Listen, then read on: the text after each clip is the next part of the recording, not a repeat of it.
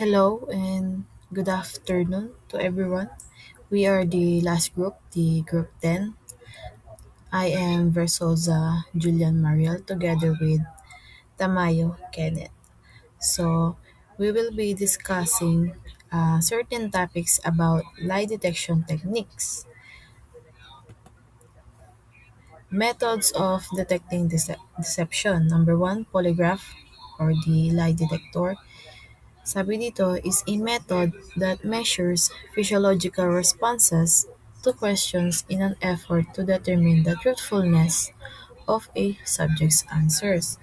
So dito sa polygraph, it is the instrument measuring physiological indicators which is yung heart rate, yung blood pressure, respiration, and skin conductivity to infer deception. So under the polygraph, there are three instruments uh, to detect deception. So number one, humograph or yung breathing sensor.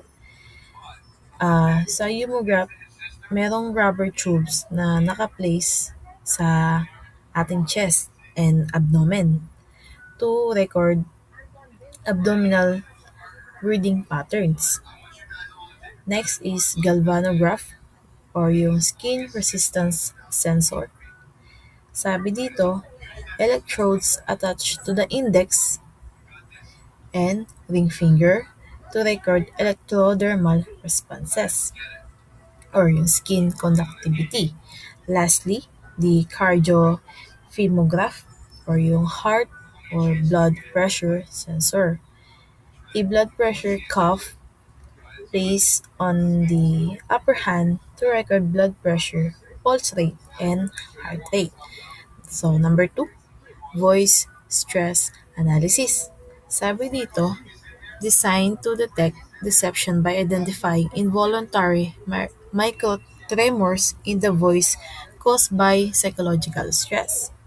So, under the voice stress analysis, isa itong technique na ah, ginagamit para yun nga, maka-detect ng deception through uh, what do you call this, pagsuri ng voice ng isang tao.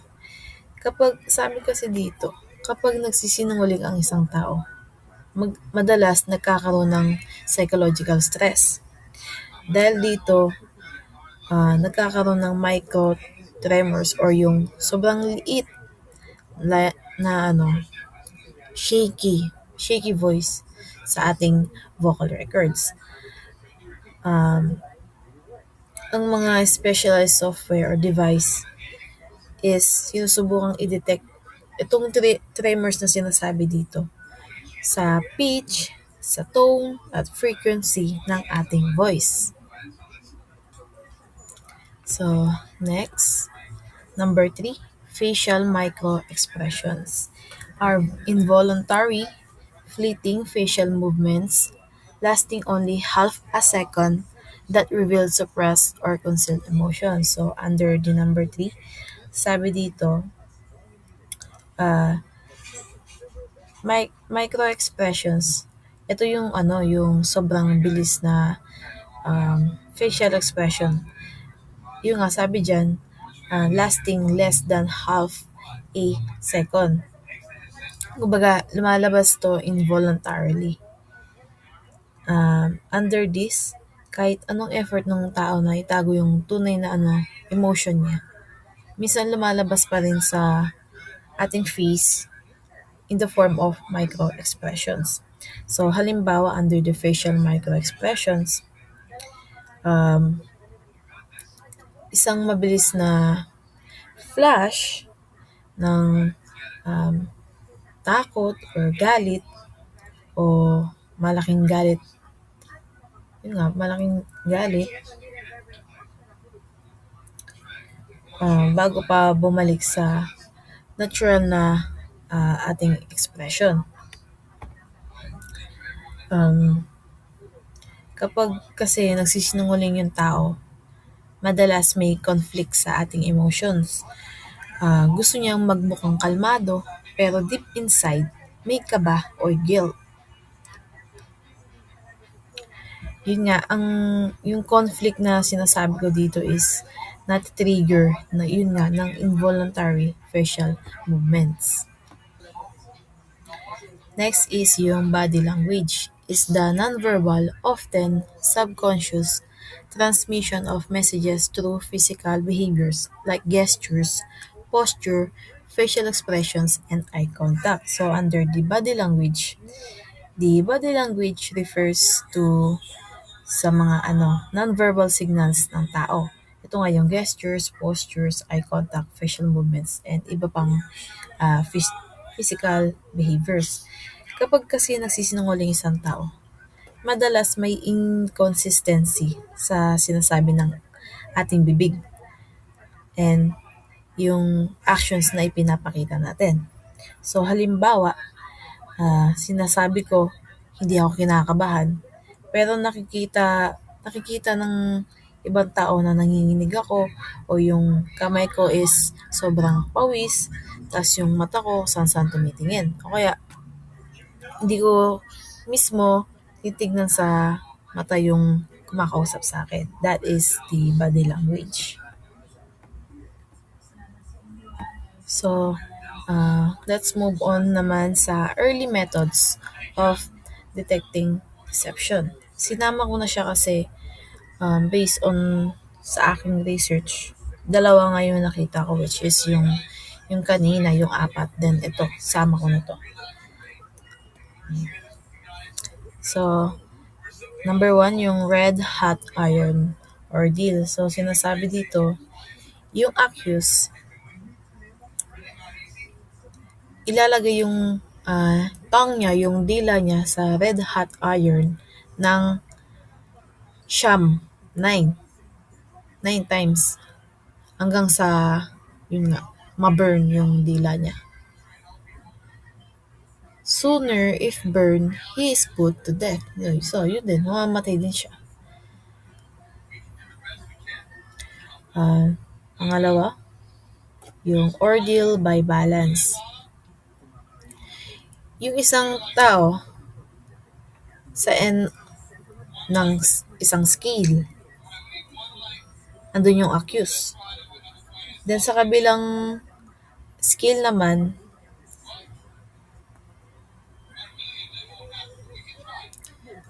ala ko may ilalagay na ano dun na to dito. Counterbalance. So, yung person, titimbang muna siya against dun sa counterweight.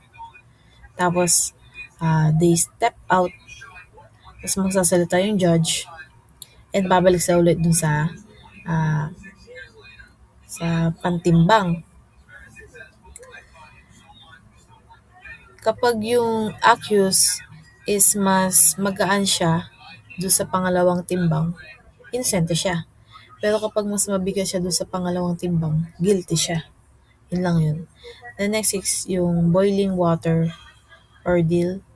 So, ito from the word itself na lang. Yung accused, ilalagay niya yung hand niya dun nga sa boiling water or yung oil, lid, hanggang sa sa elbow niya. Then,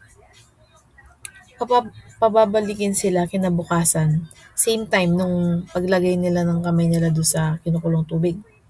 Kapag yung arm nila puno ng blisters, na may mga butlig-butlig na may mga tubig, it means guilty daw sila.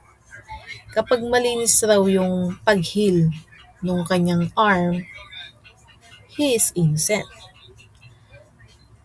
And number 4, yung ordeal by rice chewing. Ipapanguya sa mga accused or sa accused yung isang rice called sati o sati. Yung rice na yun may iba't ibang incantations. Then, di ba, ipapanguya. Tapos ipapadura din.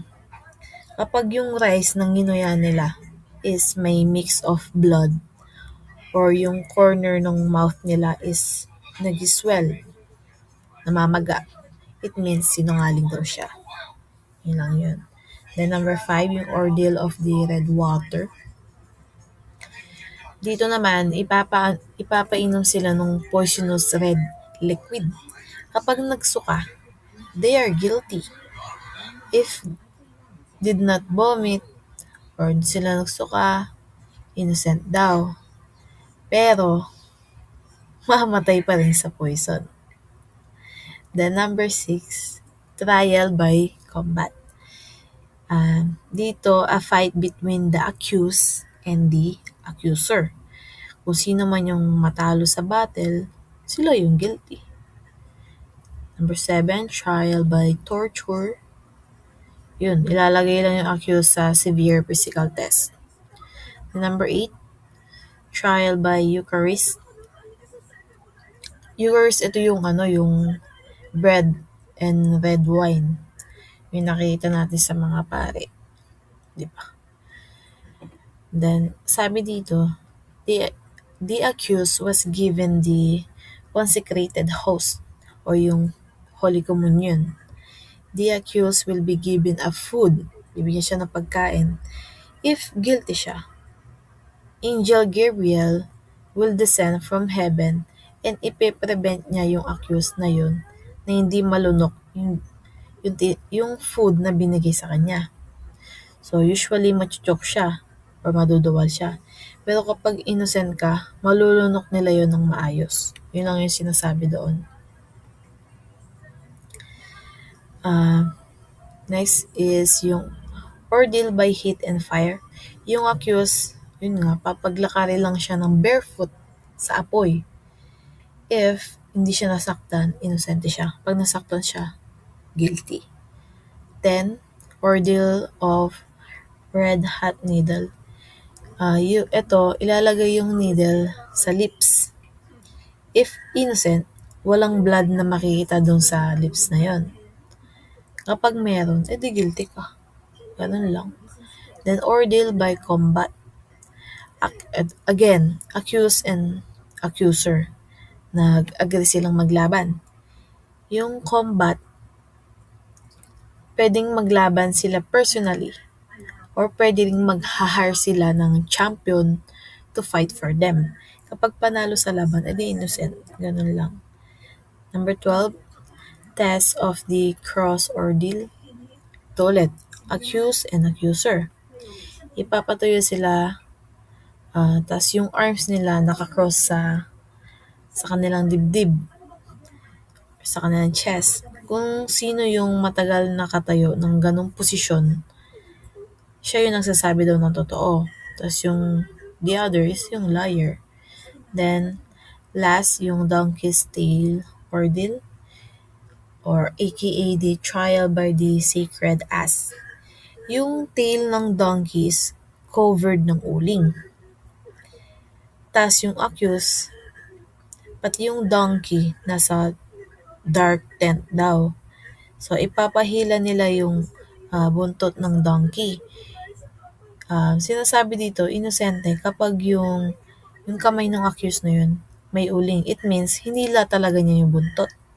So, if guilty ka naman daw, on the other hand, clean yung kamay mo kasi takot kang hilain yung buntot ng donkey. Yun lang yung sinasabi dun.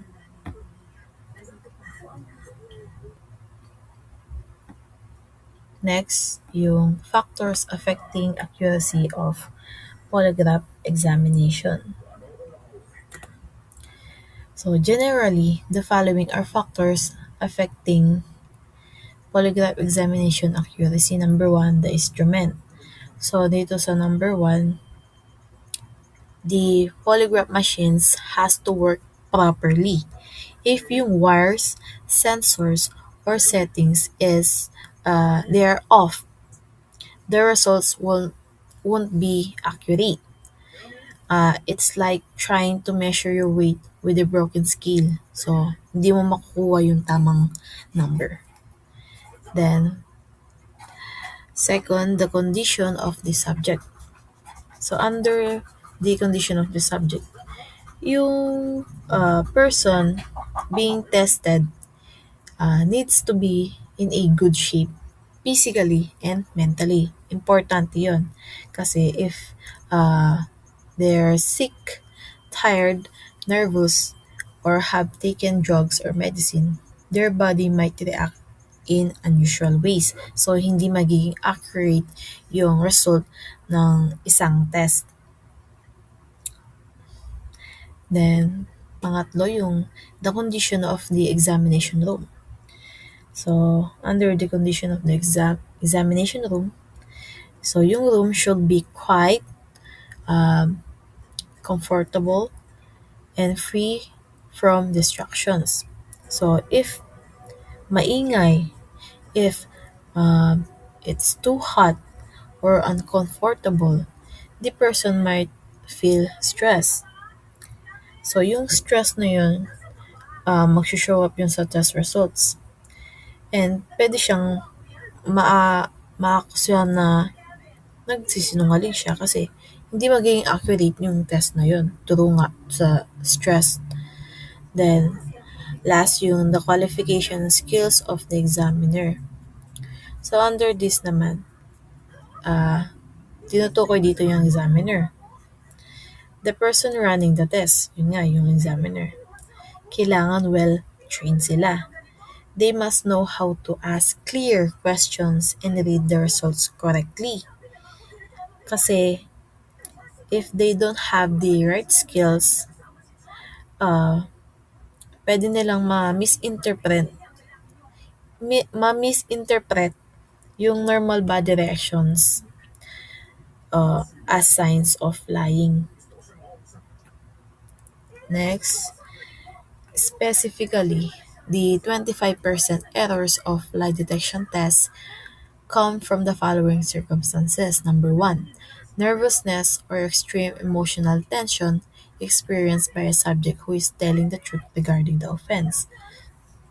So under sa number one, even yung truthful subjects, pwede silang makaramdam ng nervous during sa lie detector test. Yung nervousness na yun, it doesn't mean na nagsisinungaling sila. Maybe it comes from different causes. First, fear of being accused of wrong results or of physical pain. So pangalawa, yung over-anxiety. Like trying too hard to cooperate or worrying about personal problems. Pangatlo, negative emotions or past experiences such as yung galit, yung harsh interrogations, or guilt about another offense. So, nervousness in a lie detector test is often about fear, anxiety, or past experiences. So, hindi naman ibig sabihin nun is dishonesty. Then, second, physiological abnormalities. Ang sinasabi lang dyan is yung excessive high or low blood pressure, may mga sakit sa puso, may respiratory disorder. So, third, mental abnormalities. Ito yung mga feeble-mindedness, as in mga idiots, mga imbeciles, and morons. Mga psychosis or insanities, mga maniac depressives, mga paranoids, mga schizophrenia, ganun. So, yeah. And lastly, yung unresponsiveness in a lying or guilty. So, sa number 4 na yan, yung no fear of detection. Kumbaga, sinasabi lang dito sa last is alam niyan sa sarili niya nagsasabi siya ng totoo. So, wala talagang makitang something na kahina-hinala dun sa lie detector test. Yun lang yung sinasabi dun. So, that's all my part. The next topic will be discussed by Mr. Tamayo. Hello guys, now let's talk about the distinguish the phases of polygraph examination, components of polygraph, chart markings, and roles in chart interpretation. Polygraph. Yung polygraph ay paggamit ng technology to read automatic reaction in the body. Dahil hindi natin kayang diktahan ang ating puso at baga. Ang mga involuntary reaction na ito ang nagiging basehan para malaman kung ang isang tao ay nagsasabi ng totoo o may tinatagong deception. In next, I will discuss the 4 phases of a polygraph examination. Phase 1, Preliminary Preparation. In preliminary preparation, hindi agad nagsisimula ang examiner. Tinitignan muna nila yung mga ebidensya. Kinukuha nila lahat ng mga facts tungkol sa kaso at tinitignan ang medical at psychiatric history ng subject to make sure na siya ay fit physically and mentally para sa test. Phase 2, Pre-test interview. This is the critical stage. Dito nagbibuild ng report ang examiner para mabawasan ang kaba ng subject at nire-review nila ang bawat tanong. Ginagawa ito para maiwasan ang surprise reaction. Baka kasi mag-react ang katawan ng subject dahil sa lang nagulat siya, kahit nagsasabi siya ng totoo. Phase 3, Instrumentation. This is the physical testing. Nilalagay ang mga sensor sa katawan para matrack ang mga involuntary responses habang tinatanong ang mga pre-review questions. Phase 4, Post-test interview or interrogation. After analyze the chart, tinitignan ng examiner kung may signs ng pagsisinungaling. Kung may deceptions, bibigyan ng subject ng chance na i-explain kung bakit nag-react ang body niya sa mga specific na tanong. Next, I will discuss the 4 phases of a polygraph examination. Number 1, Pneumograph. It is used to rubber tubes sa dibdib at tiyan para matrack kung gaano kabilis at kalalim ang paghinga ng yung subject. Number 2, Galvanograph. Finger sensor na tinatrack ang skin conductivity. It is sensitive to the sweat glands activity na isang major indicator ng emotional stress. Number 3, Cardiosphygmograph. Isang blood pressure cuff para i-monitor ang heart rate at blood pressure changes. Dito minomonitor yung pagbilis ng tibok ng puso ng isang subject. Last is the chemograph. Itong engine ng chart, sinisiguro nito ang mga data ay nag-scroll sa constant speed para ang timing ng reaksyon ay saktong tumutugma sa moment na itinanong ang isang question. Next, I will proceed in chart markings. X. This is the mark kung kailan eksaktong nagsisimula ang test. Double X. This is the mark kung kailan natapos ang test. Plus at minus. Ginagamit para i-mark yung kung yes or no ang sagot ng subject. C. Coughing. This is the mark para sa ubo na pwedeng mag-cause ng fake spikes sa breathing o blood pressure. Letter M. Movement.